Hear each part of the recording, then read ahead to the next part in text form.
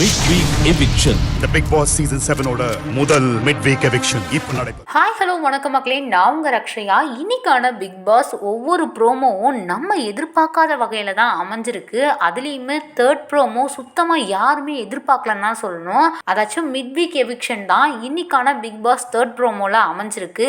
அப்படி யார் எவிக்ட் ஆவாங்க அப்படிங்கிற எதிர்பார்ப்பு இப்போ பல பேருக்கு மத்தியில் ரொம்பவுமே அதிகரிச்சிருக்கு.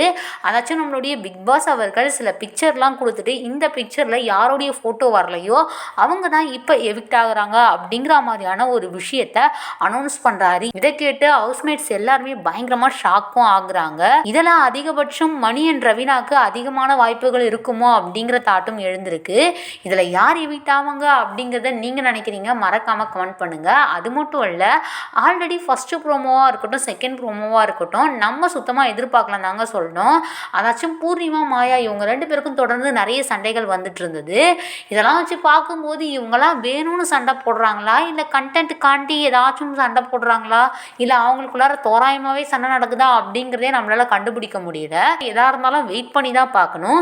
நீங்கள் இந்த ப்ரோமோவை பற்றி என்ன நினைக்கிறீங்க அப்படிங்கிறத மறக்காமல் கமெண்ட் பாக்ஸில் கமெண்ட் பண்ணுங்கள். இதே மாதிரி இன்ட்ரெஸ்டிங்காக பிக் பாஸ் வீட்டில் என்னெல்லாம் நடக்குது அப்படிங்கிறத தொடர்ந்து நீங்கள் பார்க்கணுமா, மறக்காமல் பிசி டிஜிட்டல் டெலிவிஷன் சேனலை சப்ஸ்கிரைப் பண்ணிக்கோங்க.